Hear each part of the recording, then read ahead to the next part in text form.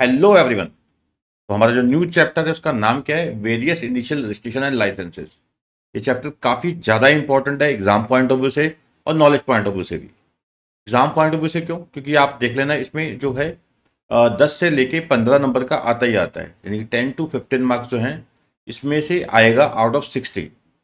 ठीक है, आपको पता ही है जो पार्ट 1 है हमारा वो 60 मार्क्स का है, और आप मान के चलिए कि 10 to 15 मार्क्स का इसमें से आना ही आना है। सर ऐसा कैसे? क्योंकि जो आप पिछले जो पुराने सिलेबस का भी आप देखोगे तो उसमें भी यही ट्रैक था, ओल्डर सिलेबस में भी यही ट्रैक था, और वैसे भी क्या है कि चैप्टर इंपॉर्टेंट है, इसमें से ज़्यादा ये आना ही आना है। ठीक है, क्योंकि टॉपिक्स ही ऐसे हैं। टॉपिक्स इसमें लगा लीजिए कि अगर 10 टॉपिक्स हैं तो 10 में से 9 टॉपिक्स ऐसे हैं कि आपको पढ़ने के बाद ही लगेगा कि हाँ जी सर इसमें तो आना चाहिए, बनता है, नॉलेज वाले टॉपिक्स हैं। ठीक है, और एग्जाम पॉइंट ऑफ व्यू से ये रेलिवेंट लगते हैं। ठीक है जी, तो चलिए बेटा, तो टॉपिक का नाम क्या है हमारा? Various initial registration and licences. देखो, एक होता है रजिस्ट्रेशन, एक होता है लाइसेंस। लाइसेंस जो होता है एक subject to terms and conditions होता है। जैसे सड़क पे चलने के लिए हमें क्या चाहिए? लाइसेंस।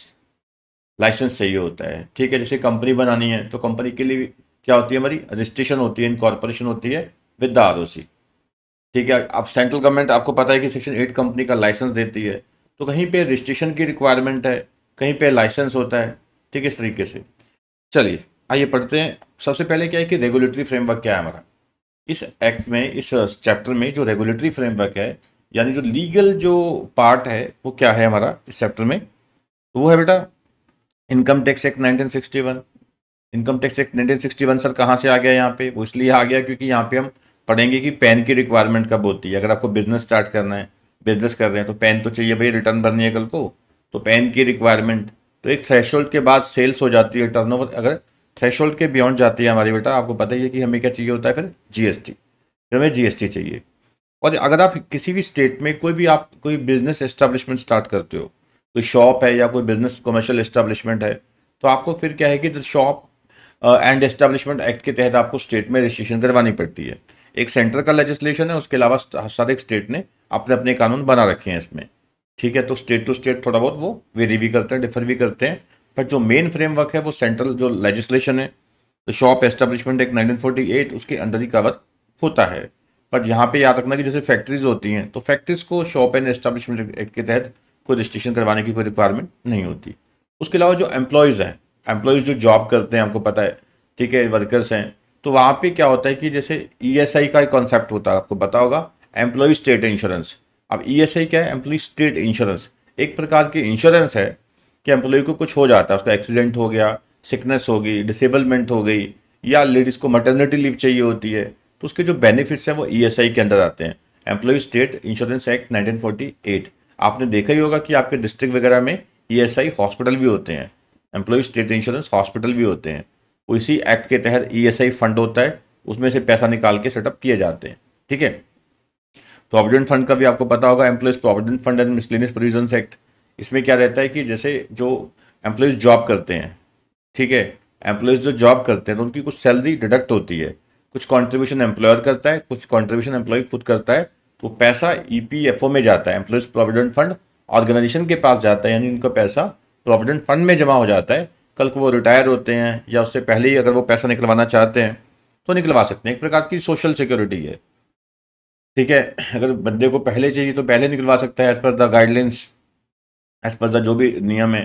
ठीक है, अगर वो यूजुअली ये होता है कि एम्प्लॉयज़ पैसा जल्दी विड्रॉ करता नहीं है, वो कहता है कि यार ये पैसा तो मैं अपनी जो रिटायरमेंट है तभी निकलवाऊंगा, एक सेफ होता है, गवर्नमेंट के पास है। ठीक है, उसके अलावा ड्रग्स एंड कॉस्मेटिक्स एक्ट हैं, हम इसमें पढ़ेंगे।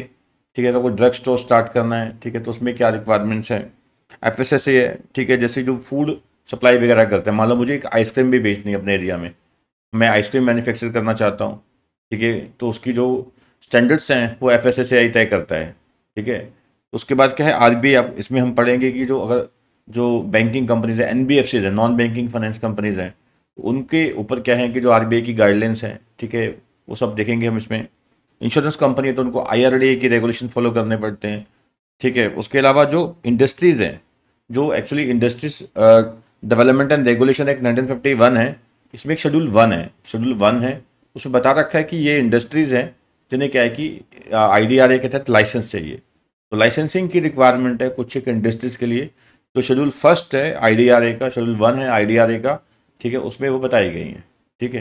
तो ये बेसिक क्या है कि हमारा रेगुलेटरी फ्रेमवर्क है जिस चैप्टर में, ठीक है, हमें पढ़ने को मिलेगा, बहुत डिटेल में नहीं है, ठीक है। एक जैसे टॉपिक है उसकी जो इनिशियल रिक्वायरमेंट है, जैसे मान लीजिए ईएसआई एक्ट है 1948, उसमें बहुत सारी बातें हैं, बहुत सारी बातें हैं, ठीक है। एम्प्लॉय स्टेट इंश्योरेंस एक्ट है, या employees provident fund and miscellaneous provisions act 1952 है, ठीक है। तो बहुत सारे पॉइंट्स है उसमें, बट यहाँ पे हमें क्या पढ़ना है, हमें यहाँ पे इतना ही पढ़ना है कि ठीक है एक बंदा बिजनेस स्टार्ट कर रहा है तो उसको ईएसआई की रिक्वायरमेंट है या नहीं है रजिस्ट्रेशन की, प्रोविडेंट फंड की रजिस्ट्रेशन की रिक्वायरमेंट है या नहीं है, ठीक है।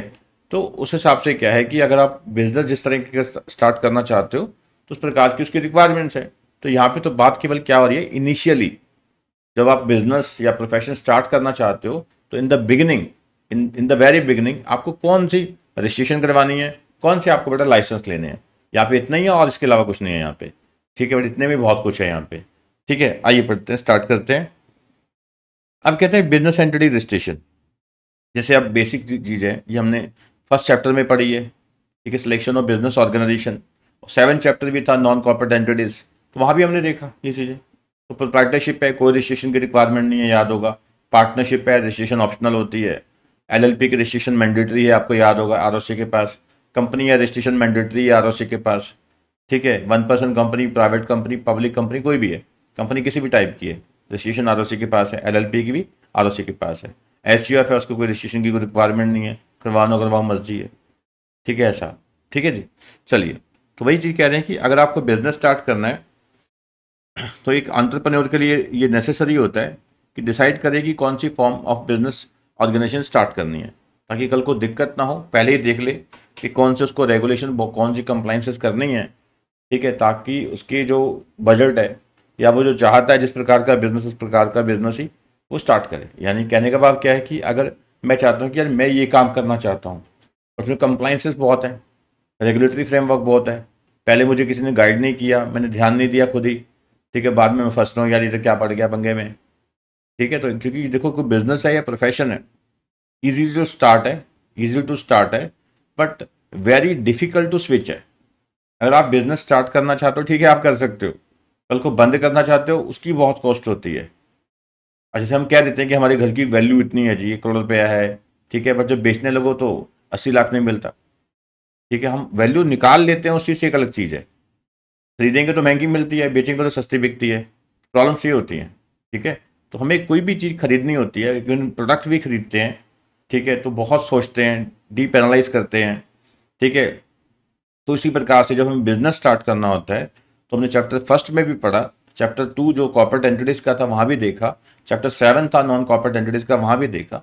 तो बहुत सारी रिक्वायरमेंट्स हैं, ठीक है, उन सब बातों का हमें ध्यान दे के ही हमें बिजनेस स्टार्ट करना चाहिए, ठीक है। चलिए बेटा, it is necessary for an entrepreneur to decide the form of business entity through which he wish to carry out his business.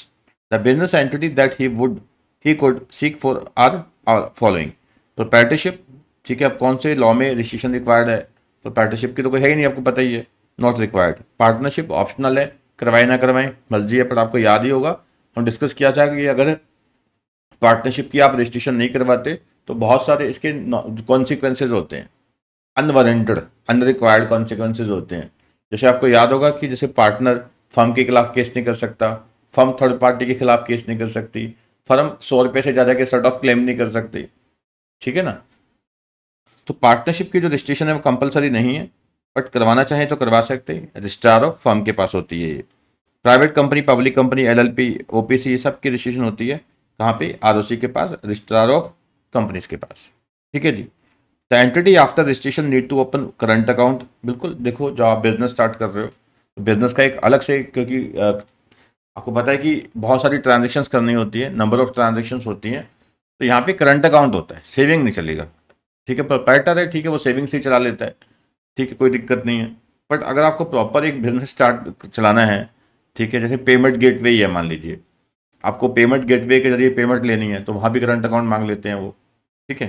The entity after registration needs to open current account in bank before starting business transactions. However proprietor in partnership firm can open current account in the bank and need not wait for registration certificate, ठीक है। वो proprietor है, partnership है, ठीक है, वो open कर सकते हैं करंट अकाउंट बैंक के उनको कोई रजिस्ट्रेशन का कोई रिक्वायरमेंट नहीं है, इसलिए उनको रजिस्ट्रेशन सर्टिफिकेट काहे को मांगेंगे उनसे, अगर है तो देंगे फिर, ठीक है। नेक्स्ट काफ़ी हम अच्छे से पढ़ने वाले हैं, एग्जाम पॉइंट ऑफ व्यू से बहुत रिलेवेंट है ये। मैंडेटरी रजिस्ट्रेशन, यहाँ पैन की बात करेंगे, टेन की बात करेंगे, जीएसटी की बात करेंगे, MSME, ESI, employees provident fund, shop and establishment, step by step हम चलने वाले हैं। चलिए बेटा, सबसे पहले है पैन की बात। आपको पता ही है जो पैन होता है वो 10 डिजिट्स का एक अल्फा न्यूमेरिक नंबर होते हैं, ठीक है। कुछ हिस्सा अल्फ़ाबेटिकल होता है, कुछ न्यूमेरिकल होता है, ठीक है। तो ये हर एक इंडिविजुअल का या हर एक एंटिटी का, बिजनेस एंटिटी का यूनिक नंबर होता है, ठीक है। पैन का मकसद ही क्या होता है कि जैसे आप जो ट्रांजेक्शन कर रहे हैं, ठीक, तो एक तो क्या है कि पैन के जरिए आप इनकम टैक्स भर सकते हैं, इनकम टैक्स की रिटर्न है या इनकम टैक्स जमा करवाना है, तो पैन एक मेन आइडेंटिफायर होता है। पैन क्या है कि एक आइडेंटिफायर है, अब तो आपको पता ही है पैन जो है आधार से लिंक हो चुके हैं, ठीक है। पैन कार्ड आधार से लिंक कर दिए गए हैं, तो उसके साथ क्या है कि जो भी आप ट्रांजेक्शन करते हैं, जहाँ पे आप आधार कार्ड भी देते हैं, आधार का नंबर भी देते हैं, तो ऑटोमेटिक पैन के साथ लिंक्ड हो जाती है वो ट्रांजेक्शन, ठीक है ना। तो आपको अगर इनकम टैक्स की रिटर्न भरनी है तो आपको पैन कार्ड चाहिए, क्योंकि आपकी इनकम मान लीजिए एग्जम्पशन लिमिट से ज़्यादा है, तो बेसिक एग्जम्पशन लिमिट होती है, उससे ज़्यादा आपकी इनकम है, तो आपको फिर क्या चाहिए, पैन चाहिए होता है, ठीक है।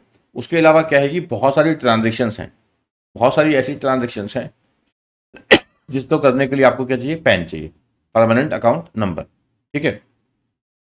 पैन क्या है कि इसे परमानेंट अकाउंट नंबर, ठीक है, शॉर्ट में हम इसको पैन कहते हैं, ठीक है। And is vital document for any tax payer, बिल्कुल, ये किसी भी टैक्स पेयर के लिए एक बहुत इंपॉर्टेंट डॉक्यूमेंट है। ये 10 करेक्टर का अल्फान्यूमेरिक नंबर होता है, लेटर्स होते हैं, डिजिट्स होता है, जैसे ये दिया हुआ है, ठीक है। पैन एक, ये तो बेसिक बातें हैं, लेमिनेटेड प्लास्टिक कार्ड में होता है, चलो भाई कुछ गीला हो गया, खराब ना हो जाए ऐसे, ठीक है, जल्दी फटे ना। PAN card requirements are detailed in income tax act 1961। अब मेन तो ये है जी एग्जाम के लिए, ठीक है। यूटिलिटी ऑफ पैन, तो हर एक कार्ड होल्डर का एक यूनिक होता है, ठीक है। तो जो भी मतलब अप्लाई करेगा तो ऑब्वियसली क्या है, इसको यूनिक मिलेगा, यूनिक पैन मिलेगा। जैसे मैं हूँ तो मुझे एक पैन अलॉट हो गया, परमानेंट अकाउंट नंबर अलॉट हो गया, तो ये लाइफ टाइम के लिए वैलिड है।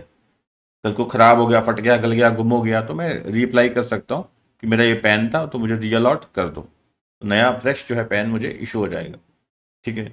आप देखते जाइए, देखो धीरे धीरे करके ये सब चीज़ डिजिटाइज हो जाएंगी, धीरे धीरे करके ये सब चीज़ डिजिटाइज हो जाएंगी। जैसे आपको CSCT का मिलता ही नहीं है, सर्टिफिकेट ही नहीं मिलता, ठीक है, डिजिटल ऐप डाउनलोड कर लो, रख लो। तो धीरे धीरे करके क्या होना है कि आपका कोई सर्टिफिकेट फिजिकल नहीं होगा, एक टाइम ऐसा आ जाएगा कोई सर्टिफिकेट फिजिकल नहीं मिलेगा, बहुत जल्दी आएगा वो, देखना।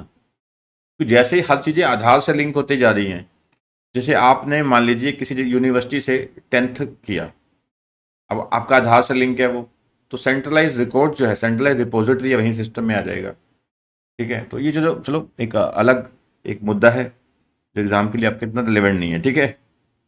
Utility of PAN, this number is unique to each card holder and help identify the income tax payer, बिल्कुल। पैन डालोगे, उसकी जैसे इनकम टैक्स डिपार्टमेंट है तो पैन डालेगा, वो सारा उसका डिटेल आ जाएगा, ठीक है, कब इसने ये इनकम टैक्स रिटर्न भरी है, कितना टैक्स पे किया है, क्या इसकी ट्रांजेक्शन है बैंक के साथ, सब। Pan enables the department to identify link all transactions of the pan holder with the department, ठीक है। तो पैन जो है ये अनेबल करता है इनकम टैक्स डिपार्टमेंट को, डिपार्टमेंट मतलब इनकम टैक्स डिपार्टमेंट, तो आइडेंटिफाई कर सकता है कि जो भी ट्रांजेक्शन लिंक है पैन के साथ, तो सारी इसको ट्रैक कर सकता है, ठीक है, लिंक कर सकता है, आइडेंटिफाई कर सकता है। इसमें जैसे कि इनकम टैक्स पे किया आपने, TDS TCS काटा है, जमा हुआ आपके खाते में, ठीक है, वो सब। रिटर्न्स ऑफ इनकम हो गया, specified transactions, correspondence etcetera and so on. जैसे आप incometax.gov.in पे जाते हैं, इनकम टैक्स की साइट पे जाते हैं, तो वहाँ पे आप लॉग इन करते हैं तो आपका सारा डिटेल आ जाता है कि कब कब आपने रिटर्न भरी है, आपकी रिटर्न वेरीफाई हुई है कि नहीं हुई है, कितनी डिमांड खड़ी है आपके अगेंस्ट, ठीक है, कितना टैक्स आउटस्टैंडिंग है जो डिमांड क्रिएट की हुई है, ठीक है, कितना TDS आपके खाते में जमा हुआ है, वो सब डिटेल आपके क्या है कि वहाँ शो कर जाता है इनकम टैक्स पोर्टल पे, ठीक है। तो एक जो इनकम टैक्स का जो पैन है ये एक यूनिक आइडेंटिफायर होता है।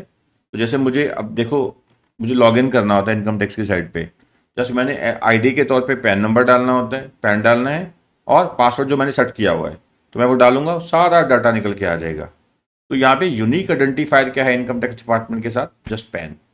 जैसे आपका 10th का सर्टिफिकेट, 10th का रोल नंबर होता है, आपको यूनिक आइडेंटिफायर होता है, आइडेंटिफाई करने के लिए भी यहाँ भी ये वाला नंबर के कितने मार्क्स आए हैं, इसका नाम क्या है, फादर नेम क्या है, कौन है बंदा, ऐसे, ठीक है।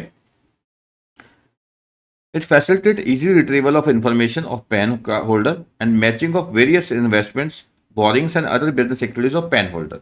तो जहाँ भी पैन की रिक्वायरमेंट है, जहाँ भी पैन की रिक्वायरमेंट है, तो आपका पैन नंबर वहाँ पे कोई भी ट्रांजेक्शन एक्टिविटी बोरिंग्स इन्वेस्टमेंट हुई होगी, जैसे मान लो मैंने करंट अकाउंट खुलवा रखा है तो पैन नंबर मेरा चला गया, मैंने कोई डीमैट अकाउंट खुलवाया तो वहाँ मेरा पैन चला गया, मैंने प्रॉपर्टी अगर कोई बाय सेल की, ठीक है, 10 लाख से ज़्यादा में, तो वहाँ पैन नंबर हो गया। तो कहने का भाव क्या है कि जहाँ जहाँ पैन के द्वारा कोई एक्टिविटी हुई होगी, कोई बोरिंग्स हुई होंगी, कोई इन्वेस्टमेंट हुई होगी, कोई ट्रांजेक्शन हुई होगी, वो ओब्वियसली जब पैन से लिंक है तो इनकम टैक्स डिपार्टमेंट जैसे वो पैन डालेगा और सारा डाटा रिट्रीव कर लेगा, निकाल लेगा, ठीक है। और देखेगा कि हाँ भी इसने जो इनकम टैक्स रिटर्न में जो डाटा दे रखा है क्या वो सही भी है कि नहीं, झूठ बोल रखा है। जैसे मान लो आपका सेविंग अकाउंट है, एफडी है, वो पैन से लिंक है, तो ब्याज आया 40,000 रुपया, 40,000, और आप इनकम टैक्स रिटर्न जब भर रहे हो तो गिनती का दिखा रहे हो 400, 500, तो नोटिस आ जाएगा आपको भी आपका तो इतना था। उनको कैसे पता लगा? पैन से, ठीक है। तो पैन जो है एक यूनिक आइडेंटिफायर है, इसे डाटा वो सारा ट्रैक कर लेता है इनकम टैक्स डिपार्टमेंट, ठीक है ना। It also serves as an identity proof for the large number of purposes. मैं बता रहा हूँ कि जैसे सेल परचेज करते हो आप प्रॉपर्टी खरीदते बेचते हो, शेयर्स खरीदते बेचते हो, ठीक है, तो वहाँ पे भी पैन की रिक्वायरमेंट रहती है। Cell or purchase by any person of shares of unlisted company, देखो लिस्टेड है तो वहाँ तो डीमैट खाता खुलेगा तो उसमें डील होगा, तो वहाँ तो पहुँच ही गया जी। Shares of unlisted company for amount exceeding ₹1 lakh पर transaction. Sale or purchase of any immovable property for an amount exceeding 10 lakh or valued by stamp valuation authority refer to in section 50C of the act an amount exceeding ₹10 lakh, ठीक है। कहते हैं कि देखो अगर आप एक जो कंपनी अनलिस्टेड है उसकी सिक्योरिटीज में डीलिंग करते हैं तो वैल्यू कितनी है, 10 लाख से ज़्यादा पर ट्रांजेक्शन, तो पैन आपको बताना पड़ेगा, ठीक है। उस केस में जहाँ पे प्रॉपर्टी की वैल्यू मैंने बताया आपको, जहाँ प्रॉपर्टी आप खरीदते बेचते हैं 10 लाख से ज़्यादा वैल्यू है, ठीक है, तो वहाँ भी पैन आपको कोट करना पड़ेगा। हाँ, अगर आप कह रहे हैं वैल्यू 9 लाख है, 8 लाख है, पर स्टैम्प ड्यूटी उसके हिसाब से, ठीक है, स्टैम्प वैल्यूएशन अथॉरिटी जो है हर स्टेट की, उनके हिसाब से 10 लाख से ज़्यादा है, ठीक है, तो फिर वहाँ भी बताना पड़ेगा, ठीक है ना। तो सिंपल हो गया। फिर कहते हैं कि ये इंपॉर्टेंट है, ठीक है, किस किस को पैन चाहिए, किस किस व्यक्ति को पैन चाहिए। मैंने बताया जहाँ पे आपकी जो एग्जम्पशन लिमिट है, जहाँ पे आपकी जो टोटल इनकम है वो टैक्सेबल अमाउंट से ज़्यादा है, ठीक है, तो आपको फिर इनकम टैक्स रिटर्न भरनी है तो ऑब्वियसली फिर आपको पैन भी चाहिए। Every person if his total income or total income of any other person in respect of which. अब टोटल इनकम क्या होती है आपको पता ही है, GTI माइनस डिडक्शंस वगैरह। ग्रोस टोटल इनकम में से जब आप डिडक्शंस माइनस कर देते हो, GTI में से डिडक्शंस माइनस करते हो, तो ये क्या बचती है, टोटल इनकम। क्या बचेगी बेटा? ये बचेगी टोटल इनकम। जब आपकी टोटल इनकम कितनी है, ठीक है, एग्जम्पशन लिमिट से ज़्यादा है, फिर क्या है आपको, ठीक है, पैन देना ही पड़ेगा क्योंकि इनकम टैक्स रिटर्न भरनी है भाई, ठीक है। A charitable trust who is required to furnish return under section 139 subsection 4A। एक चैरिटेबल ट्रस्ट है, ठीक है, तो उसको भी क्या है, पैन लेना ही पड़ेगा। कोई भी पर्सन जो बिजनेस करता है या प्रोफेशन करता है, ठीक है, प्रोफेशन या बिजनेस कैरी आउट करता है, और उसकी जो ग्रोस टर्नओवर है या रिसीट्स हैं, जो टोटल सेल्स हैं, वो 5 लाख से ज़्यादा है, ठीक है, तो चैरिटेबल ट्रस्ट आ गया। उसके अलावा जिसकी जो टोटल इनकम है मोर देन एग्जम्पशन लिमिट है, इसके साथ जो टर्नओवर है सेल्स है बिजनेस प्रोफेशन में 5 लाख से ज़्यादा है। और कुछ स्पेसिफाइड फाइनेंशियल ट्रांजेक्शन से मैंने जैसे बताया अभी, इसने प्रॉपर्टी खरीदनी बेचनी है तो 10 लाख से ज़्यादा वैल्यू है तो पैन चाहिए चाहिए भाई, ठीक है। तो उसके अलावा क्या है कि अभी हमने बात की अनलिस्टेड कंपनी के शेयर्स आप खरीदते बेचते हो, ठीक है, खरीदते हो, तो वहाँ पे आपको पैन चाहिए फिर उस हिसाब में, ठीक है। उसके अलावा जैसे मैंने बताया आपको कि जैसे कुछ और भी कई सारी ट्रांजेक्शन्स हैं, ठीक है, जहाँ पे आपको क्या है, पैन चाहिए चाहिए, ठीक है। जैसे मैंने बताया कि पैन आपको चाहिए वहाँ पे जहाँ पे क्या है, कंपनी लिस्टेड है, ठीक है, लिस्टेड सिक्योरिटीज़ हैं, उसमें आप डील करना चाहते हैं, यानी डीमैट अकाउंट खुलवाना चाहते हैं, तो डीमैट अकाउंट खुलवाने के लिए पैन चाहिए, ठीक है। इवन कि आप जब सेविंग अकाउंट में ट्रांजेक्शन करते हैं, करंट अकाउंट में तो पैन चाहिए चाहिए, सेविंग अकाउंट में जब ट्रांजेक्शन होती है 50,000 या उससे ज़्यादा तो भी पैन चाहिए होता है। ठीक है, तो इतना तो आपके नहीं है सिलेबस में। ठीक है, चलिए एवरी नॉन इंडिविजुअल रेजिडेंट, यानी जो, ठीक है, कंपनी है, जैसे कि example non individual resident example क्या है इसकी, कंपनी। ठीक है, जो एक रेजिडेंट है, रेजिडेंट आपको पता ही है डेफिनेशन, ठीक है non individual. Every non resident individual, ठीक है, every non resident individual resident persons and persons associated with them shall apply for PAN if the financial transactions entered into by them during the financial year exceeds rupees 2,50,000। तो पूरे साल की बात कर रहे हैं, अगर नॉन इंडिविजुअल है, ठीक है, तो फाइनेंशियल ट्रांजेक्शन की वैल्यू कितनी है पूरे साल में, 2.5 लाख से ज़्यादा, तो भी पैन चाहिए। ठीक है, चलिए ये आपको क्लियर हो गया कि पैन की रिक्वायरमेंट कहाँ कहाँ है, यूटिलिटी क्या है पैन की, पैन होता क्या है, यूटिलिटी क्या है, पैन कब कब चाहिए। ठीक है, चलिए उसके बाद चलते हैं, पैन की सिग्निफिकेंस कहते हैं क्या है जब बिजनेस स्टार्ट करना है। कई सारे कहते हैं इसके रीजंस हैं, जब बिजनेस हम स्टार्ट करते हैं तो पैन की रिक्वायरमेंट जो है, ठीक है, कोई जो हमने बातें की हैं तो वो हो गया, अभी यहाँ भी ये ट्रांजेक्शन करेंगे, टर्नओवर क्रॉस होगी तो कुछ ऐसा हमें फिर पैन चाहिए। ठीक है, इनकम एग्जम्पशन लिमिट से क्रॉस होगी टोटल इनकम तो हमें पैन चाहिए। उसके अलावा क्या है कि कई केसेस में कई कॉन्सिक्वेंसेज होते हैं, अगर आप पैन नहीं लोगे तो ये नुकसान है। जैसे मान लीजिए आपने बैंक में पैसा जमा करा रखा है, एफडी है आपके पास, ठीक है, तो इंटरेस्ट है, ठीक है, तो इंटरेस्ट पे टीडीएस काटना होता है उन्होंने, तो अगर आपने पैन नहीं दिया तो वो टीडीएस डबल काट लेंगे, तो ऐसा होता है। ठीक है, पर यहाँ बात किसकी कर रहे हैं, बिजनेस की। तो कहते हैं कि हर एक बिजनेस एंटिटी के लिए कुछ रीजंस हैं जिसके लिए पैन जो है नेसेसरी होता है बिजनेस स्टार्ट करने के लिए। ठीक है, तो कहते हैं ये गवर्नमेंट ऑफ इंडिया ने मैंडेटरी कर रखा है एज पर इनकम टैक्स एक्ट 1961। ठीक है, कि यहाँ भी पैन चाहिए, जहाँ पे mandates all foreign entities that provide or generate payment to counterpart in India to provide their PAN। ठीक है, तो जैसे मान लीजिए जूम है, अब जूम हमें सर्विस देता है, हमसे पेमेंट लेता है, तो उसको क्या चाहिए, पैन चाहिए भाई, यहाँ पे लेना पड़ेगा उसको। ठीक है, all foreign entities parties that provide or generate payment to a counterpart in India to provide their PAN, this includes not only individuals but also incorporation company, कोई भी है, any type of entity, any type of entity जो India में कोई payment provide करती है, generate करती है पेमेंट, यानी बिल जनरेट करती है, बिल ले रही है, तो उसको पैन देना पड़ेगा। In the absence of pan government will charge with holding tax which can be eight the rate of more than 30% of total invoice payment. ये जो गूगल ही है, मान लीजिए गूगल है, ठीक है, तो अब जैसे अब वो पैन नहीं देगी तो उसमें क्या है कि जो पेमेंट वो हमसे लेंगे, जहाँ से इंडिया से लेके जाएंगे, तो विद होल्डिंग टैक्स लग जाएगा, कितना, 30% से भी ज़्यादा हो सकता है वो इन्वेस्ट वैल्यू का। ठीक है, ठीक है, तो एक तरह का ये रेफरेंस नंबर होता है, जिसे हमने बताया है, बात की है सारी, एक तरह का यूनिक आइडेंटिफायर है, ये रेफरेंस नंबर है इनकम टैक्स डिपार्टमेंट के पास, क्योंकि इनकम टैक्स डिपार्टमेंट को पता लगता है कि हाँ भी इस इंडिविजुअल ने, इस बंदे ने, इस एंटिटी ने क्या क्या ट्रांजेक्शन की हुई हैं, तो उनको ये पता लग जाता है सारा भी क्या क्या ट्रांजेक्शन हुई हैं इस बंदे की। ठीक है, उस हिसाब से वो कार्रवाई कर सकते हैं अपनी। It serves as a reference number of its holder for income tax department to track the financial transactions carried out by it. In respect of certain transactions, the person is now required to quote his PAN as also deposit certain income tax documents। ठीक है, तो बहुत सारी ऐसी transactions हैं, तो हमने बताया, अभी एग्जांपल्स लिए कई सारी हमने, कि आपको प्रॉपर्टी खरीदनी है, बेचनी है, 10 लाख से ज़्यादा वैल्यू पैन चाहिए। लिस्टेड कंपनी, अनलिस्टेड कंपनी के आपको शेयर्स 1 लाख से ज़्यादा खरीदने हैं, ठीक है, तो पैन चाहिए। ठीक है, चलिए, even if one is not required to pay income tax, it is mandatory for him to hold a PAN if he is earning money। Companies regardless of, जैसे कि मान लीजिए किसी की इनकम जो है, टोटल इनकम जो है, ठीक है, एग्जाम्पशन लिमिट से ज़्यादा है, तो फिर उसको रिटर्न तो भरनी है, पैन चाहिए चाहिए उसको। ठीक है, companies regardless of whether they are registered abroad और India are required to pay tax for business carried out in India. तो कंपनी इंडिया में रजिस्टर्ड हुई है, इंडियन कंपनी है, तो इनकम कमाएगी तो टैक्स देगी। अब एक फॉरेन कंपनी, आपको पता ही है सेक्शन 2 क्लोज 40, जो बनी बाहर इंडिया में बिजनेस कर रही है, place of business in India है, तो उसको भी जो बिजनेस एक्टिविटी से इनकम कमाई है इंडिया के, तो उसको टैक्स देना है, तो उसके लिए फिर इनकम टैक्स के लिए क्या चाहिए, यहाँ पे पैन चाहिए। ठीक है, without the PAN the government has the mandate to deduct tax at the highest possible rate.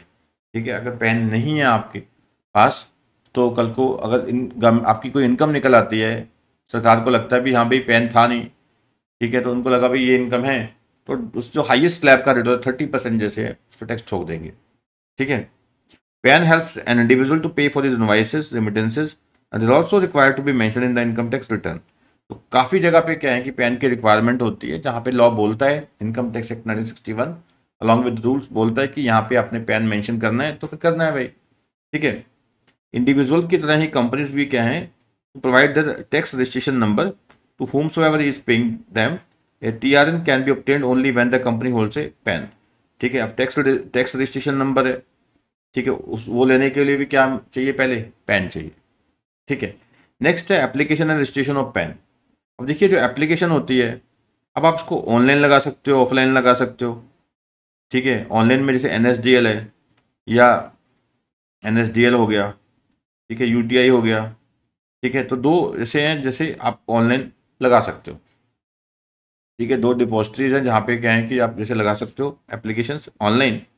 Offline जो होते हैं, जो इनकम टैक्स डिपार्टमेंट ने, ठीक है, जो ऑथराइज कर रखा है, जिनको जो फैसिलिटेशन सेंटर्स होते हैं, उनके पास आप फॉर्म लेके क्या है कि आप फिल कर सकते हो, ठीक है, उनके थ्रू आप अप्लाई कर सकते हो। पैन के लिए जो फॉर्म होता है 49A होता है, ऐसे अगला नेक्स्ट पढ़ेंगे हम 10, वहाँ 49B हो जाएगा। पर अभी हम किसकी बात कर रहे हैं, पैन की, तो यहाँ पे इसको छोड़िए अभी, ठीक है, क्या है 49A है यहाँ पे, ठीक है, वो देख लेते हैं क्या है। Application and registration of pan. Pan एक इंपॉर्टेंट डॉक्यूमेंट है for conducting even the most simplest of financial transaction, like opening A saving account, debit card लेना है, क्रेडिट कार्ड लेना है, मतलब जहाँ जहाँ पे लॉ कहता है कि आपको क्या है पैन चाहिए, तो पैन चाहिए, एक सेकेंड, ठीक है, पैन चाहिए तो चाहिए। ये कहते हैं कि application for allotment of pan can be made online. ये नहीं कि आपने ऑनलाइन ही लगानी है, सॉरी, ठीक है, ऐसा नहीं है कि आपने ऑनलाइन ही लगानी है, कि ऑनलाइन भी कर सकते हो। तो पैन के लिए आप ऑनलाइन भी अप्लाई कर सकते हो, ऑफलाइन भी कर सकते हो, that is up to you. Further request for changes or correction in PAN data or request for recipient of PAN card, reprint of PAN card may also be made through internet. आपको PAN card apply करना है, pan apply करना है, या कल को उसका reprint करवाना है, यानी कुछ चेंजेस करवानी है, सब ऑनलाइन हो सकता है, ठीक है। इंडियन सिटीजन्स जो है, तो वो क्या है अप्लाई करेंगे 49A में, और जो फॉरेन सिटीजन्स हैं, ठीक है, वो अप्लाई करेंगे फॉर्म 49AA में। सिंपल हो गया। फॉर्म क्या है 49A है इसके लिए, इंडियन सिटीजन्स के लिए, और जो फॉरेन सिटीजन्स हैं उनके लिए फॉर्म क्या है 49AA हो गया। क्लियर हो गया। ठीक कहते हैं address proof. In case of individual and HUF applicants, if address for communication selected as office, the proof of office address along with the proof of residential addresses to be submitted with NSDL। देखो अगर मैं एक individual हूँ, मुझे अपना एक, तो मैं एक सिर्फ क्या दे दूंगा अपना, ठीक है, मैंने अपना घर का पता दे दिया, ठीक है। सॉरी, अगर मैं बिजनेसमैन हूँ, बिजनेस के लिए मुझे अप्लाई करना है, तो एज एन इंडिविजुअल मुझे अपना भी देना पड़ेगा पैन, तो बिजनेस का है, ठीक है, उसके नाम पे अप्लाई करना है पैन मुझे अलग से, फिर वो अलग से लेना पड़ेगा। जैसे पार्टनरशिप फर्म में 2 पार्टनर्स हैं, ठीक है, तो उन्होंने अपना क्या है जो बिजनेस का एड्रेस है वो देना है सर, ठीक है। In case of individual and HUF applicant, ठीक है, अगर एड्रेस फॉर कम्युनिकेशन सेलेक्ट किया गया ऑफिस, तो आपको प्रूफ ऑफिस का एड्रेस भी देंगे, साथ में अपना तो देंगे ही देंगे, ठीक है। फोटोग्राफ, चलो बेसिक बातें हैं, 2 रिसेंट फोटोग्राफ देनी है, कलर फोटोग्राफ, ठीक है, on application form. Online application for form individual had to fill, पहले क्या होता था उसको फिल करना पड़ता था फिजिकल फॉर्म्स, ठीक है, अब तो सीधा अलाउ कर दे कि आप ऑनलाइन भर सकते हैं। Specified by income tax department, that is form 49A for resident individual, and provide supporting documents as proof of ID, address और डेट ऑफ बर्थ, ठीक है। अब मैंने बताया कि जैसे कि पोर्टल है NSDL का या UTI TSL का, उस पर क्या है कि आप ऑनलाइन सबमिट कर सकते हो। चार्जेस जो भी स्पेसिफाइड चार्जेस होंगे, इस टाइम 93 रुपीज़ हैं, ठीक है, तो कल कोई चेंज होते रहेंगे, कभी 90 100 हो जाते हैं, कुछ है, ये आपके लिए इरेलेवेंट है टोटली, ठीक है। हो सकता है कि जब मैं पढ़ा रहा हूँ, रिकॉर्ड कर रहा हूँ क्लास, उस समय कुछ हो रहे हैं, 2 दिन बाद कुछ और हो जाए, ठीक है, this is not for business, आपको याद नहीं करना। चार्जेस एप्लीकेंट नीड टू पे, मतलब अराउंड 100 के करीब भी होते हैं, बहुत ज़्यादा नहीं है, आपको अप्लाई करना होगा कर सकते हैं, ठीक है। एप्लीकेंट नीड टू पे applicable charges for applying pan, payment of application fees can be made through credit card, debit card, ठीक है, ऑनलाइन है, आप कर सकते हो। अगर आप 10 फैसिलिटेशन सेंटर है मान लो, उनके थ्रू अप्लाई कर दो, ठीक है, कैश पकड़ा दिए, DD पकड़ा दिए, ऐसा Submission of documents. Once the application and payment is accepted, the applicant is required to send the supporting document through the courier post to NSDL UTISL. एक बार आपका ऑनलाइन अप्लाई हो गया, उसके बाद क्या है कि जो भी आपके डॉक्यूमेंट है, सपोर्टिंग डॉक्यूमेंट है, फिर बाद में आप बाय कोरियर वगैरह भेज सकते हो जहाँ भी आपने अप्लाई किया था, NSDL CDSL, सॉरी NSDL या UTISL. CDSL तो होता है सेंट्रल डिपॉजिटरी सर्विसेज लिमिटेड, जो डिपॉजिटरी है सिक्योरिटीज मार्केट में. ठीक है. Only after the receipt of document, pan जो है जिसको प्रोसेस किया जाता है, जब तक डॉक्यूमेंट आपके नहीं पहुंचेंगे उनके पास तब तक आपका पैन प्रोसेस नहीं होगा. लिंकिंग ऑफ पैन विद आधार, ये तो बिल्कुल मैंडेटरी हो चुका है, तो हो ही चुके हैं सबके. ठीक है. As per section 139AA, every person who is eligible to obtain Aadhaar is required to quote his Aadhaar number in the PAN application form. ठीक है. हर एक व्यक्ति जो कहते हैं एलिजिबल है आधार लेने के लिए, ठीक है, उसको अपना आधार नंबर जो है पैन के साथ लिंक हो चुका है. ठीक है. तो पैन में ही क्या है, आप तो क्या है कि आधार नंबर पूछ लेते हैं, पैन अप्लाई करते हैं तो जो पैन का फॉर्म है उसी में ही क्या है आधार नंबर मेंशन करना होता है. If any person does not possess the Aadhaar number, देखो ये आपने देखा होगा जो स्टॉक मार्केट एकदम से इतनी ऊपर गई है. ठीक है. स्टॉक मार्केट यानी कि 2013 में मुझे याद है अराउंड 20-21 थी पॉइंट्स सेंसेक्स, तो बढ़ते बढ़ते बढ़ते इतना ज़्यादा बढ़ गया आगे आज. उसका रीज़न क्या रहा है? उसका रीज़न यही रहा है कि पहले क्या होता था कि सब कैश ट्रांजेक्शन्स हो रही हैं, कुछ ही ज़्यादा पैन के साथ आधार का लिंक नहीं था, आधार सबने अप्लाई भी नहीं किया था उस टाइम तक. ठीक है. तो आधार का जब लिंकेज हुआ पैन के साथ और ये जो ट्रांजेक्शन है सख्ती हुई, तो उससे क्या हुआ कि जो जब ट्रांजेक्शन पक्के में आनी शुरू हो गई, ठीक है गलत काम करो सही काम करो, पर ट्रांजेक्शन जो है फिनेंशियल ट्रांजेक्शन वो तो पक्के में आ गई. तो जब पक्के में बंदे का पैसा आ ही जाता है तो टैक्स तो सरकार के पास चला ही जाता है. ठीक है. सरकार ले ही जाती है. तो फिर क्या होता है कि फिर बंदा कहता है कि चलो पैसा तो मेरे पक्के का ही है, फिर वो लगाता है म्यूचुअल फंड में, शेयर्स में. ठीक है. तो दैट्स वाई कि जब ये पैसा जब पक्के का हो गया फिर भी ये मार्केट में ऐसे पैसे जाना शुरू हो जाता है. अदरवाइज पहले क्या था, तो सारा पैसा लोग लगाते थे वो कहाँ पे, रियल एस्टेट में. तो लोग जो इन्वेस्ट किया करते थे they use to invest in real estate, क्योंकि इनकम टैक्स की कंजम्पशन लिमिट बहुत कम होती थी, घर का गुजारा उतना ही पैसे से होता नहीं था, उससे ऊपर उसका बंदे का इनकम टैक्स लग जाता था. तो इनकम टैक्स की जो लिमिट्स है वो बहुत बढ़ गई बाद में. ठीक है ना. महंगाई बढ़ी पर इनकम टैक्स की लिमिट भी तो बहुत ज़्यादा बढ़ गई फिर. ठीक है. If any person does not possess the Aadhaar number but had applied for Aadhaar card, then he can quote enrolment ID. ठीक है. अगर आपने अभी आधार नहीं अलॉट हुआ तो आपने अप्लाई किया हुआ है तो ठीक है, एप्लीकेशन फॉर्म में, पैन एप्लीकेशन फॉर्म में आप आधार की जो एनरोलमेंट आईडी होती है वो मेंशन कर दो, चल जाएगा. तो आपको पता है कि जो आधार हम अप्लाई करते हैं तो क्या होता है, उसमें एक एनरोलमेंट आईडी मिल जाती है हमें, बाद में हमें फिर पैन अलॉट हो जाता है, सॉरी आधार अलॉट हो जाता है नंबर. ठीक है. In case of an applicant being a company, अगर एप्लीकेंट क्या है कंपनी है जो अभी रजिस्टर्ड नहीं हुई है कंपनी एक्ट में, ठीक है, तो वो कहते हैं कि application for allotment of pan अलग से नहीं लगाएगी, 49A में नहीं लगाएगी. तो वो क्या कर सकती है, जो रजिस्ट्रेशन फॉर्म होते हैं स्पाइस INC1, स्पाइस आपको याद होगा कंपनी लॉ में था ये, simplified pro forma for incorporating companies electronically.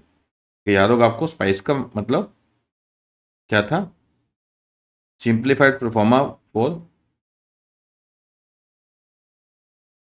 Simplified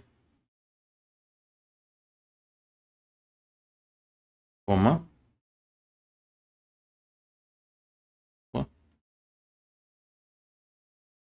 incorporating company electronically. ठीक है. तो यानी अगर आप कहें कि ऑनलाइन सीधा कंपनी बनाना चाहते हो तो ठीक है, आप स्पाइस फॉर्म में आप कहें सबमिट कर सकते हो, स्पाइस 32 फॉर्म में. ठीक है. चलिए ये आपका क्लियर हो गया. तो पैन में क्या हुआ कुल मिला के, पैन में हमने पढ़ा कि पैन होता क्या है, ये 10 डिजिट्स का होता है, अल्फान्यूमेरिक नंबर है ये. ठीक है. कौन से केसेस में चाहिए वो हमने पढ़ा. क्या, जैसे कि आपकी जो इनकम है, ठीक है, टोटल इनकम जो एग्जाम्पशन लिमिट से ज़्यादा आ रही है तब आपको पैन चाहिए. चैरिटेबल ट्रस्ट है, ठीक है, चैरिटेबल इंस्टीट्यूशन है, ठीक है, तो आपको पैन चाहिए.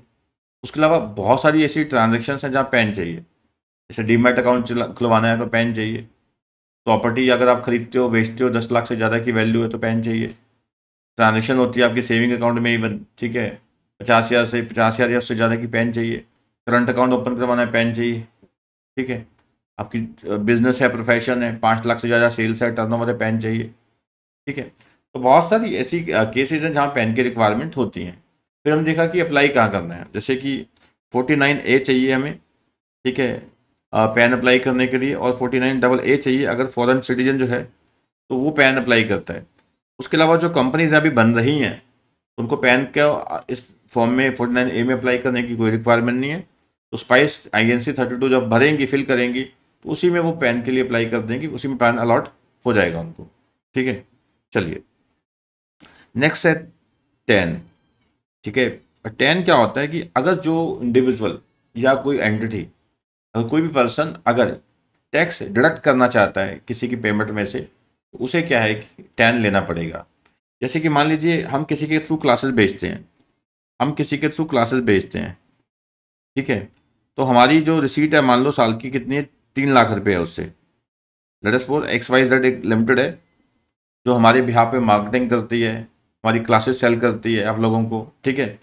तो अब उनमें से क्या है कि जब हमें वो पेमेंट करते हैं, 3 लाख की पेमेंट करनी है मान लो, उन्हें कमीशन काट के 3 लाख की पेमेंट करते हैं, तो 3 लाख में से क्या होता है, उनको 10% TDS काटना है, टैक्स डिडक्टेड एट सोर्स।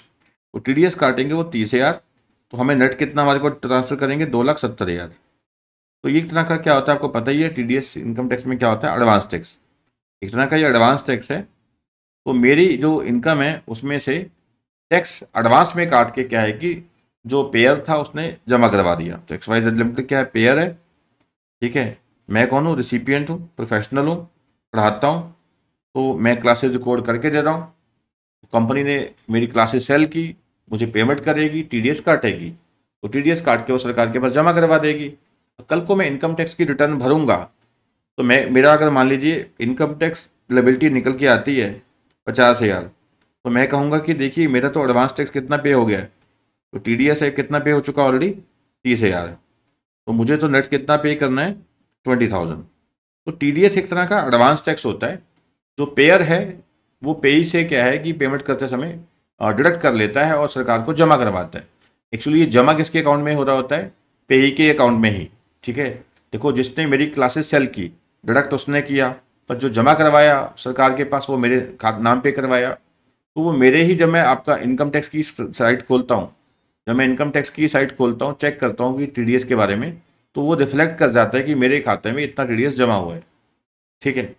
चलिए रिफ्लेक्ट कैसे करेगा, जो TDS डिडक्ट करता है, जिसके बाद 10 है, ठीक है, जिसके बाद 10 है जो TDS डिडक्ट कर रहा है, जिन जिन लोगों का डिडक्ट किया होगा उसने, तो जब रिटर्न भरेगा बताएगा कि इस पैन नंबर का बंदा था, ठीक है, इस पैन नंबर वाले का मैंने इतना TDS काटा, इस पैन नंबर वाले का इतना TDS काटा, इस पैन नंबर वाले का इतना TDS काटा। तो जो भी TDS काटा उसकी रिटर्न सारी क्या है, इनकम टैक्स डिपार्टमेंट को वो दे देगा, ठीक है। अब वो पैन से लिंक है, सब मेंशन हो रहा है, इस पैन वाले का इतना TDS काटा है, ठीक है। मान लो उसने TDS काट लिया बट सामने वाले के पास पैन नहीं है, उसका तो फिर एडवांस टैक्स तो डूब जाएगा, TDS डूब जाएगा, ठीक है, वो टैक्स लायबिलिटी में से माइनस नहीं कर पाएगा, ठीक है। तो पैन मेंशन करना जरूरी होता है जब रिटर्न फाइल करता है, ठीक है, टैन होल्डर, ठीक है। टैन और tax deduction collection account number, ठीक है। टैन की फुल फॉर्म क्या होती है, tax deduction and collection account number, tan बोलते हैं शॉर्ट में, ठीक है। TDS एंड TCS, ठीक है, TDS एंड TCS को कलेक्ट करने वाला जो बंदा है, इंडिविजुअल है, पर्सन है, कोई भी है, उसे क्या चाहिए होता है, 10 चाहिए होता है, tax deduction and collection account number is again A 10 digits alphanumeric number required to be obtained by all persons who are responsible for deducting or collecting tax। इस बंदे ने TDS काटना है या TCS जमा करवाना है, ठीक है। TDS काटना है, पेमेंट करते वक्त क्या है, TDS काटना है, ठीक है, टैक्स डिडक्ट करना है या पेमेंट, या फिर क्या है, टैक्स कलेक्ट करना है। उस बंदे को क्या है कि 10 लेना ही पड़ेगा, बंदे को 10 लेना ही पड़ेगा, ठीक है। जैसे कि क्या होता है, जैसे लेट अस सपोज क्या है, मैंने बताया कि उस जो कंपनी थी उसने मुझे पेमेंट की है। अब उसने क्या है कि पेमेंट जो मुझे की है, तो पेमेंट में क्या TDS काटना है उसने, तो TDS जमा करवाना है, ठीक है। तो TDS जमा ही नहीं होगा जब तक 10 नहीं होगा। तो पहली बात तो बिना 10 के वो डिडक्ट नहीं करेगा, ठीक है, कर नहीं सकता। तो TDS डिडक्ट करने के लिए पहले 10 चाहिए। अब डिडक्ट करने की रिस्पॉन्सिबिलिटी है, रिस्पॉन्सिबिलिटी पूरी नहीं करेगा तो फिर फाइन पेनल्टी प्रोसिक्यूशन जो होना है वो होगा, ठीक है। चलिए बेटा, सिंपल है बिल्कुल। तो 10 है या is again 10 digits number, alphanumeric number होता है ये। हर एक व्यक्ति को चाहिए जिसने टैक्स डिडक्ट करना है या टैक्स कलेक्ट करना है, ठीक है। Under section 203A of income tax act 1961 mandatory है to quote 10 allotted by income tax department on all TDS return, ठीक है। जिसके पास 10 है, 10 होल्डर जो है, जब भी वो TDS की रिटर्न्स भरेगा या TCS की रिटर्न्स भरेगा तो वहाँ पे उसे क्या है कि 10 मेंशन करना पड़ेगा, कि तभी तो पता लगेगा कि कौन से बंदे ने, कौन से पर्सन ने क्या है कि रिटर्न भरी है ये। Persons liable to apply for 10, कौन कौन से लोग हैं जिन लोगों ने 10 अप्लाई करना है। इसमें हम आगे ये भी पढ़ेंगे कि इन लोगों को 10 की रिक्वायरमेंट नहीं है, एग्जम्पशन है। पहली बात वही जो हम बार बार बात कर रहे हैं कि जिस भी व्यक्ति ने, जिस भी पर्सन ने टैक्स डिडक्ट करना है या टैक्स कलेक्ट करना है उसे 10 लेना पड़ेगा, ठीक है। टैक्स जिसने डिडक्ट करना है बेटा एट सोर्स, और कलेक्ट टैक्स एट सोर्स। जैसे एम्प्लॉयर होता है, एम्प्लॉयर एम्प्लॉय को सैलरी पे करता है, तो जब एम्प्लॉय की जो इनकम होती है वो टैक्सेबल होती है तो एक सर्टन परसेंटेज पे TDS काटना होता है, ठीक है। लग रहा है कि हाँ भी इतना इसका टैक्स बनेगा, तो एवरेज रेट ऑफ टैक्स के हिसाब से क्या है कि वो TDS काटना होता है। एम्प्लॉयर एम्प्लॉय को पेमेंट करते वक्त TDS काटता है और सरकार के पास उस एम्प्लॉय के अकाउंट के में जमा करवा देता है, ठीक है। परंतु कहते हैं कि देखिए, ये ध्यान से सुनिएगा, ये 194IA, 194IB, 194IM am sorry, तो यहाँ पे कहते हैं कि जैसे purchase TDS on purchase of immovable property. तो यहाँ पे क्या है कि जैसे अभी हमने बात की थी 10 लाख से ज़्यादा की पेमेंट होती है। मैंने आपको प्रॉपर्टी सेल की, ठीक है, परचेज की आपसे, परचेज की मैंने, मान लीजिए आपसे प्रॉपर्टी परचेज की आपसे 55 लाख रुपए की, तो मुझे TDS काटना है यहाँ पे 1% मान लीजिए, तो 55,000 TDS काटना है। तो TDS काटने के लिए 10 चाहिए, बट नहीं, यहाँ नहीं चाहिए। इमूवेबल प्रॉपर्टी जब आप परचेज करते हो तो 50 लाख से ऊपर की जब अमाउंट होती है तो 1% TDS काटना है। बट यहाँ पे बिना 10 के चल जाएगा, खाली आप पैन मेंशन कर दो चल जाएगा, कोई बात नहीं। वैसे भी 10 लाख से ज़्यादा की ट्रांजेक्शन जो है प्रॉपर्टी की सेल परचेज की, पैन तो मेंशन करना ही है। तो जब आप प्रॉपर्टी परचेज करते हो 50 लाख से ज़्यादा की वैल्यू है, ठीक है, तो उसमें पेमेंट करते वक्त 1% TDS काट के जमा करवाना है, ठीक है। चलिए, however a person required to deduct tax under section 194(1)(a) TDS on purchase of immovable property can use PAN in place of 10 as such person is not required to obtain 10, ठीक है। जो बायर ऑफ प्रॉपर्टी है, buyer of immovable property है, तो payment करेगा, ठीक है। तो पेमेंट करते हो तो बिना 10 के पेमेंट डिडक्ट कर सकता है on the basis of PAN, तो पैन उसके पास है, ठीक है। Further a person required to deduct tax under section 194B, ये क्या है, जब एक व्यक्ति रेंट पे करता है। एक्चुअली क्या है कि कोई इंडिविजुअल या HUF, इंडिविजुअल या HUF जिसके कोई अकाउंट्स ऑडिट नहीं होते, ठीक है, तो वहाँ पे जब वो एक इंडिविजुअल या HUF जो क्या है कि 50 से ज़्यादा की पेमेंट करता है, ठीक है, जब आप 50,000 पर मंथ से ज़्यादा की रेंट की पेमेंट करते हैं तो वहाँ पे आप TDS काटते हैं, ठीक है। तो यहाँ पे कहता है कि कोई रिक्वायरमेंट नहीं है 10 लेने की, पैन की बेस पे चल जाएगा। A person required to deduct tax under section 194IB that is TDS on rent payment, और सेक्शन 194M, ये क्या है कि जब कोई पेमेंट होती है रेजिडेंट कॉन्ट्रैक्टर को, रेजिडेंट कॉन्ट्रैक्टर को, ठेकेदार जो होते हैं एंड प्रोफेशनल है, shall not be required to obtain 10, ठीक है। तो आप जब पेमेंट करते हो इसको, प्रॉपर्टी जिसने बेची है उसको, सेलर ऑफ इमूवेबल प्रॉपर्टी को पेमेंट करते हो उस समय, या आप क्या है कि रेंट पे करते हो 50,000 पर मंथ से ज़्यादा उस समय, या किसी रेजिडेंट कॉन्ट्रैक्टर या प्रोफेशनल को पेमेंट करते हो, ठीक, उस समय कोई पैन की रिक्वायरमेंट, उसकी 10 की रिक्वायरमेंट नहीं है, पैन से ही चल जाएगा। अब 194IB क्या है भाई, ठीक है, या तो हम बात कर रहे हैं एनी इंडिविजुअल और HUF जिसकी बुक्स ऑफ अकाउंट ऑडिट नहीं होनी, ठीक है, लायबल टू डिडक्ट टैक्स है eight the rate of 5% while making payment of rent of any land or building or both to resident person if the amount of rent exceed, जो मैंने बताया अभी आपको, एक इंडिविजुअल है, HUF है, जिनके बुक्स ऑफ अकाउंट ऑडिट नहीं होने as per income tax act, ठीक है, यानी कि टैक्स ऑडिट नहीं होना जिनका, इंडिविजुअल या HUF जिसके टैक्स ऑडिट नहीं होना, ठीक है। अगर वो रेंट पे करते हैं 50,000 पर मंथ या उससे ज़्यादा तो 5% TDS काटेंगे, ठीक है, पे करते समय। Section 194M provide for deduction of, ये बात कर रहे थे, ठीक है, रेजिडेंट कॉन्ट्रैक्टर या, ठीक है, प्रोफेशनल को, provides for deduction of tax at the rate of 5% from the sum paid or credited to the resident in a year on account of contractual work, commission not being insurance commission, brokerage or professional fees. ठीक है, contractor को payment करते हो या किसी professional को कोई, ठीक है, कोई कमीशन पे करते हो, पर वो इंश्योरेंस कमीशन ना हो, वो अलग है, ब्रोकरेज होगी या प्रोफेशनल फीस हो गई। ठीक है, बाय एन इंडिविजुअल और एचईएफ, इसके अकाउंट्स ऑडिट नहीं होने। ठीक है, तो 50 लाख से ज़्यादा वैल्यू है वो टीडीएस काटेगा 5%। ठीक है, तो कहने के बाद कि अगर एक इंडिविजुअल है, एचईएफ है, इंडिविजुअल एचईएफ है, ठीक है, वो पेमेंट करता है, ठीक है, किसी रेजिडेंट कॉन्ट्रैक्टर को, एक प्रोफेशनल को, ठीक है, या फिर वो एक इंडिविजुअल या एचईएफ ही है, ठीक है, पेमेंट करता है रेंट की। रेंट पेमेंट कितनी है? 50,000 पर मंथ है, उससे ज़्यादा। ठीक है, ये ध्यान रखना, ये इंडिविजुअल या एचईएफ क्या है, इसके पास इसका टैक्स ऑडिट एप्लीकेबल नहीं है, tax audit is not applicable.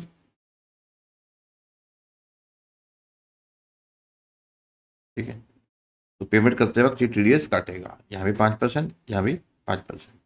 यहाँ पहले रेंट का है, रेंट की बात हो रही है, ठीक है, रेंट की बात हो रही है, फिर क्या हो रही है, हाँ, पहले रेंट की बात है 194 IB में। एम में क्या है, फिर जो प्रोफेशनल्स है या कॉन्ट्रैक्टर्स है। ठीक है, रेलिवेंस ऑफ 10, अब 10 के क्या रिलेवेंस है भाई, रिटर्न भरनी है, टीडीएस आपने काटा या टीसीएस कलेक्ट किया तो उसके बिना रिटर्न नहीं भरी जाएगी।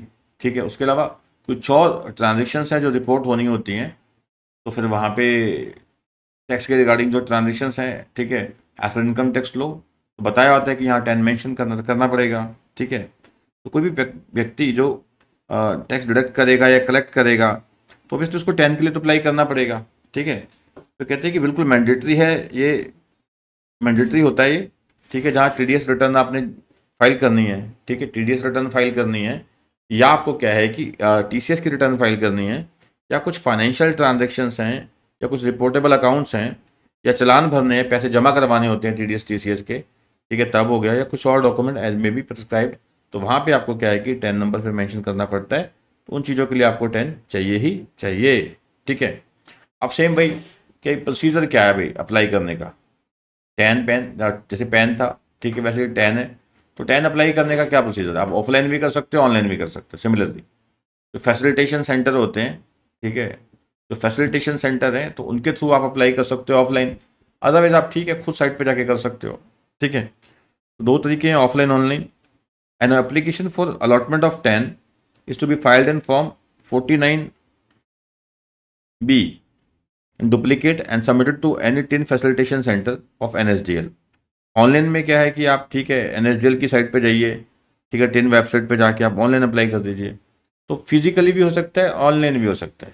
ठीक है, तो फिजिकली करना है फैसिलिटेशन सेंटर, ऑनलाइन करना है चल जाओ खुद साइट पे, ठीक है, तो वहाँ कर लो। बस ये होता है कि आप जब फॉर्म फिल करोगे तो ओबियसली जो भी इंस्ट्रक्शंस हैं, गाइडलाइंस हैं, वो फॉलो करनी है। ठीक है, इन केस ऑफ एप्लीकेंट, अगर कंपनी है एप्लीकेंट जो रजिस्टर्ड नहीं है, तो सेम जैसे पैन था वैसे 10 का सिस्टम है, तो आप फॉर्म INC 32 स्पाइस जो है वो फॉर्म फिल करोगे तो उसी में आप क्या है कि 10 के लिए अप्लाई कर सकते हैं, तो पैन 10 वहीं अलॉट हो जाएगा आपको। ठीक है, और फिजिकल एप्लीकेशन कहाँ मिलेगी आपको, एक तो आप वेबसाइट पे जाइए डाउनलोड कर लीजिए, या जिस फैसिलिटेशन सेंटर वाले के जरिए आप अप्लाई करोगे फॉर्म तो वही आपको दे देगा। ठीक है, form 49B is freely downloadable from the website of income tax department, available होता है 10 फैसिलिटेशन सेंटर पे। FFC मतलब फैसिलिटेशन सेंटर, जो फैसिलिटेट करते हैं अप्लाई करने के लिए। जो भी फोटोग्राफ्स हैं वो आपको देनी पड़ेंगी, ठीक है, सबमिट करनी पड़ेंगी। ठीक है जी, कोई सेपरेट 10 नहीं चाहिए होता है। To be obtained for the purpose of TCS if the person already holds 10 for the purpose of TDS। तो ये तो बात कर चुके हैं कि दोनों ही पर्पस, जो TDS है TCS है, दोनों के लिए क्या चाहिए होता है, 10 ही चाहिए होता है। ठीक है, ऐसा नहीं है कि TDS के लिए अलग से 10 चाहिए और TCS के लिए अलग से चाहिए, that's not the case.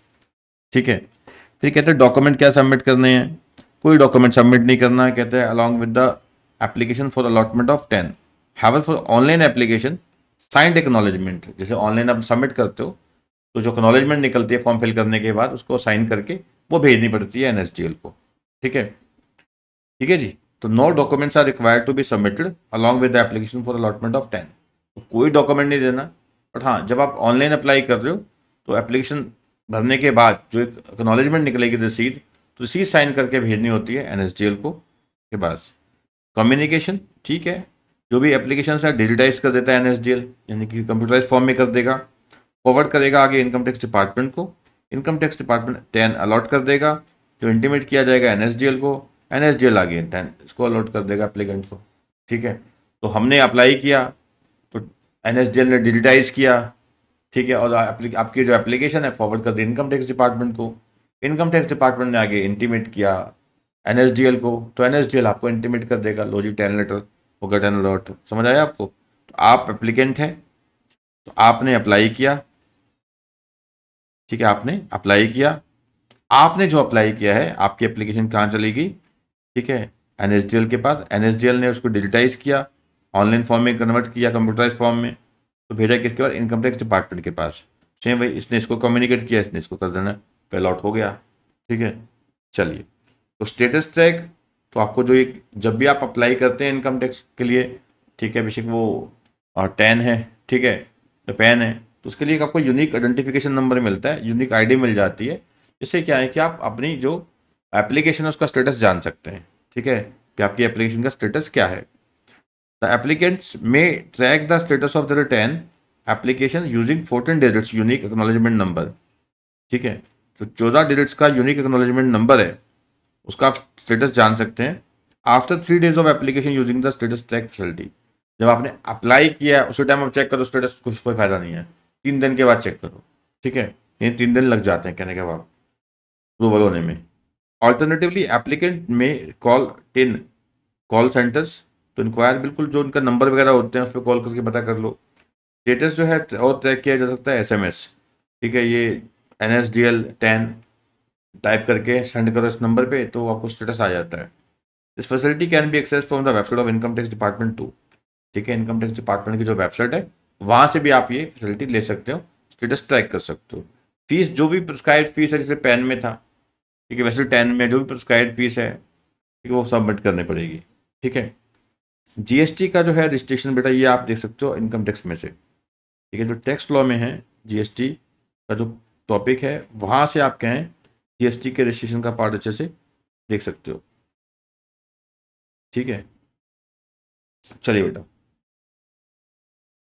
Next है हमारा registration under shops and establishment act. होता क्या है कि अगर आप कोई भी शॉप या एस्टेब्लिशमेंट स्टार्ट करते हो किसी भी स्टेट में, तो आपको इस एक्ट के तहत, शॉप एंड एस्टेब्लिशमेंट एक्ट के तहत रजिस्ट्रेशन करवानी होती है। यहाँ पे आप दोनों चीज़ें आती हैं, बिजनेस स्टार्ट करना चाहते हो कोई, या इवन की प्रोफेशन स्टार्ट करना चाहते हो, तो आपको क्या है कि एक शॉप एंड एस्टेब्लिशमेंट एक्ट के तहत रजिस्ट्रेशन करवानी होती है। सिंपल सी बेसिक सी फीस होती है, 300-400 रुपये, कई जगह 100 रुपये है। ठीक है, तो ये ऑनलाइन होती है, कुछ एक स्टेट्स का अभी भी ऑफलाइन चल रहा है, जो काफ़ी लैगर्ड स्टेट्स हैं, दिल्ली स्टेट्स है। ठीक है, तो अदरवाइज ये ऑनलाइन है सारा।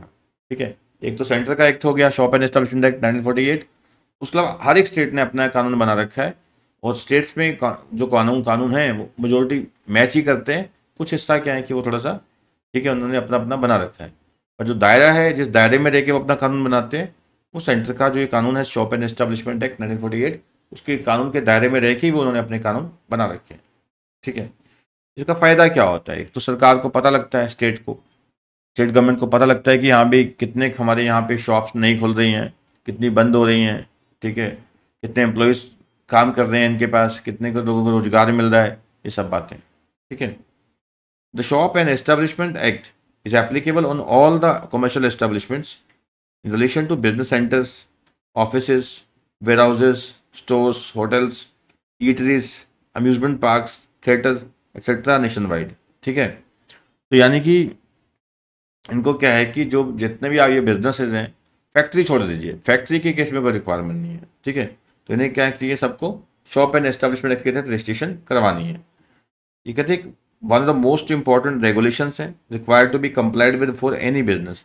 इवन कि नाई की दुकान भी खोलता है, सिलाई की दुकान भी खोलता है, नाई, ठीक है, कसाई की दुकान भी खोलता है, तो ये तो चाहिए। ठीक है, तो शॉप एंड एस्टेब्लिशमेंट एक्ट की रजिस्ट्रेशन करवानी पड़ेगी। The act is design to regulate the payment of wages. मकसद यही होता है कि वेजेस रेगुलेट हो सकें, भी कितने एम्प्लॉयज़ काम कर रहे हैं, क्या वेजेस देते हैं। ठीक है, आवर्स ऑफ वर्क हो गया, लीव हो गई, हॉलीडेज हो गए, टर्म्स ऑफ सर्विसेज हैं, other work conditions of people employed in shop and commercial establishment. ठीक है, मेन ये पर्पस है इसका। आगे डिटेल पर्पस क्या है, ये जो एक्ट है ये प्रोमलगेट किया जाता है स्टेट के द्वारा। हर एक स्टेट ने मैंने बताया अपने अपने बना रखे हैं, यूजुअली मैच करते हैं स्टेट्स की, बट अपना थोड़ा बहुत डिफर कर सकता है उनका, and may slightly differ from state to state. However, as per the act all shops and commercial establishments operating within each state are covered by respective shop and establishment act. एक state जैसे मान लीजिए पंजाब में मैं रहता हूँ, तो पंजाब में जितने भी यहाँ शॉप एंड एस्टेब्लिशमेंट्स हैं, तो Punjab shop and establishment act के तहत वो सब कवर्ड होंगी। ठीक है जी, एक सेकंड रुकिएगा। चलिए बेटा, नेक्स्ट क्या है कि डेफिनेशंस क्या हैं, फिर हम पढ़ेंगे डेफिनेशन, शॉप की क्या डेफिनेशन है। ठीक है, कमर्शियल एस्टेब्लिशमेंट हो गया, एस्टेब्लिशमेंट हो गया, कुछ इंपॉर्टेंट रिलेवेंट डेफिनेशन है जो केवल हमने यहाँ डिस्कस करनी है, सारा कवर्ड नहीं है यहाँ। ठीक है बेटा, सारा कवर्ड नहीं है यहाँ, कुछ एक डेफिनेशन है जो यहाँ कवर्ड है।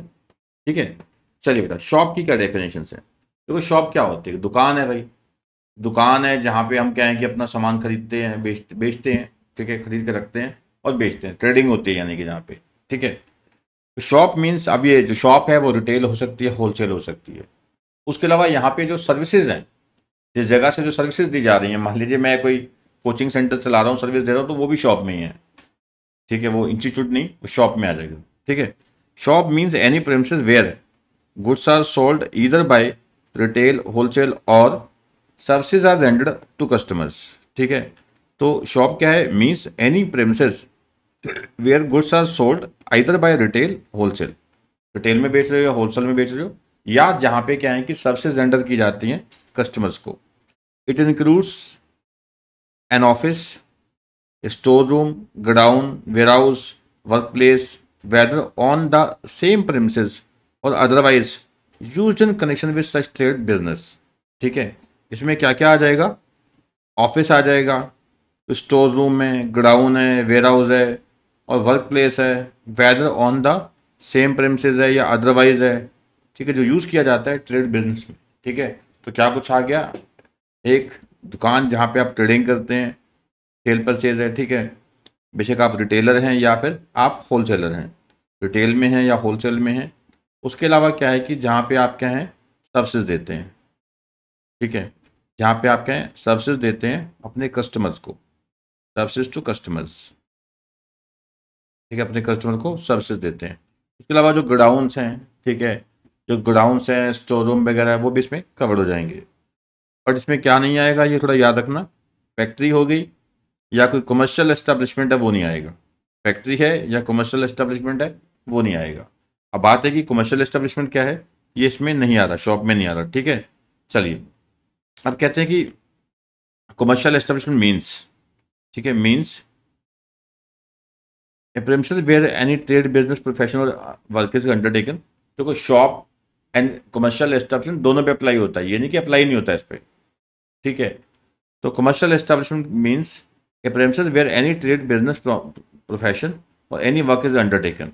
उसके अलावा विच में इंक्लूड, अब कोई भी है, सोसाइटी है, कोई भी है जो क्या है कि कर रहा है, ट्रेडिंग कर रहा है, कोई सर्विस दे रहा है। ठीक है, विच में इंक्लूड सोसाइटी, चैरिटेबल और other trust, journalistic and printing establishments, contractors and auditors establishments, educational institutes, premises where the business of banking, insurance, stocks and shares brokerage is undertaken, restaurants and eating houses, residential hotels, clubs, theaters and other places of public amusement or entertainments।